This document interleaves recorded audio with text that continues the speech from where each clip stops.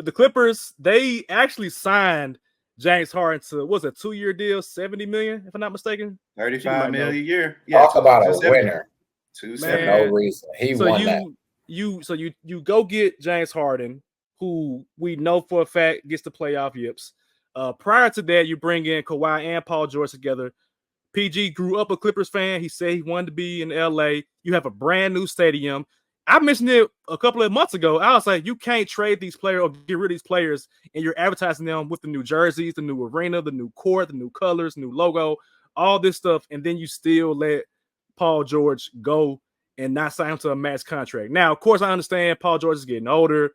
You know, you don't want to have him on your team for too long. They actually want to associate his contract with Kawhi Leonard. It's a 3-year deal to match.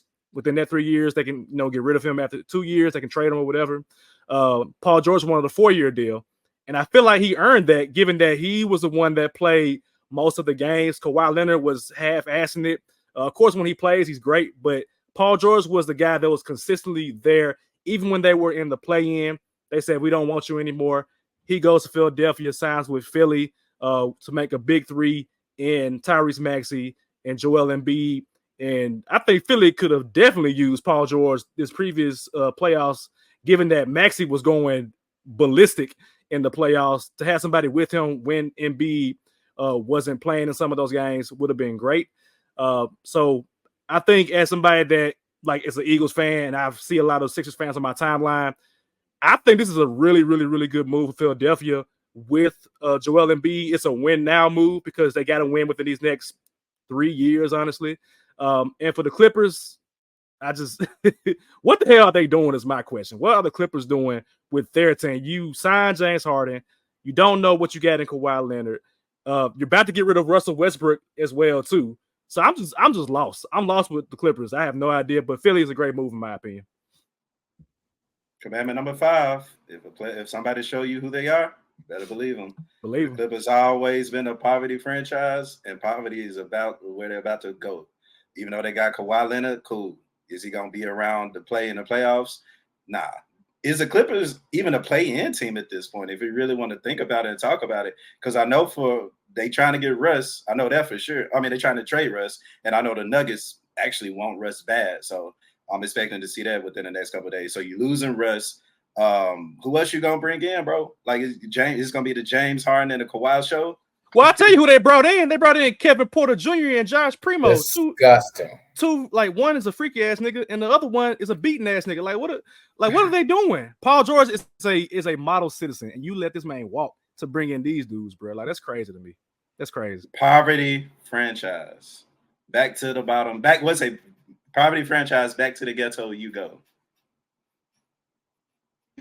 But I love, speaking of the Sixers, I do love this for the Sixers. Is it the best big three? I would love it to be the best big three, but you still got to go against the Celtics and everybody that they just paid and literally bring it back. So whether there's Tatum and Brown and Porzingis / Holiday / Derek White / Porzingis, that's the big three that they're going to have to go against in the playoffs or eventually in the Eastern Conference Finals, because I definitely can see the Celtics running it back. So as far as the big three, cool. But we need to see y'all in the playoffs. So hopefully, I don't care how many games Joel Embiid miss, you got your MVP. Make it to the playoffs, bro. Just make it to the playoffs. I think them not giving thought and an offer to Paul George is one of the biggest slaps in the face that I've seen in franchise doing some years. Paul George was the reason they even made it to the Western Conference Finals. Even though they got dismissed during that time, they still made it with Paul George, not Kawhi Leonard, not James Harden. Paul George was the guy.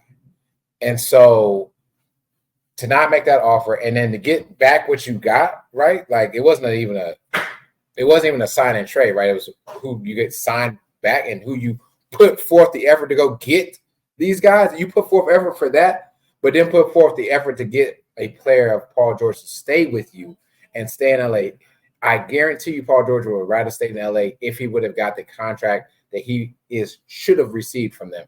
There is no other leader for the Clippers besides Paul George. Take Paul George off that team, even this season, they're probably not even in the play-in scenario this season if Paul George is not on that team, because Kawhi was so up and down. They were figuring out how to deal with Harden. And then Russell Westbrook, who had a pretty great season, has had these great seasons after he's left the Lakers. But I don't know if they would have been enough even as a playing team. So I hate it for the Clippers. You know, actually, I don't even care about the Clippers. The Clippers, I don't even care. Anyways, 76ers, kudos to you all. What a way to get rid of $40 million and use an upgrade with Paul George. Goodbye to Tobias Harris, who still is getting paid $25+ million by some bums. I won't even talk about that. But Paul George is an excellent fit for them. And even them getting Kelly Oubre back, I think that was a great play by them thus far. This is Andre Drummond's like 5th time on the team, so we'll see how that goes. And still, to Tuch's point, I don't believe they're the best big three in the East until the Celtics lose. They are the best big three. I think there's some other teams too that have some talk even in the East about their big three before we can talk about possibly the 76ers big three. But Joel Embiid, when healthy, he dominates a lot of big threes, regardless if there's 3, 4, 5 men on him as well.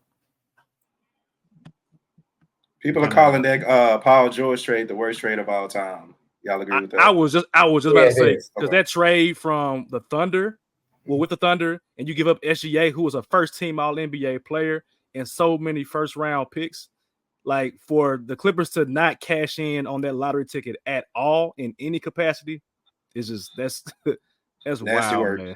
That's nasty work, bro. Nothing to show for. Not even an NBA Finals appearance, bro. Like that's crazy.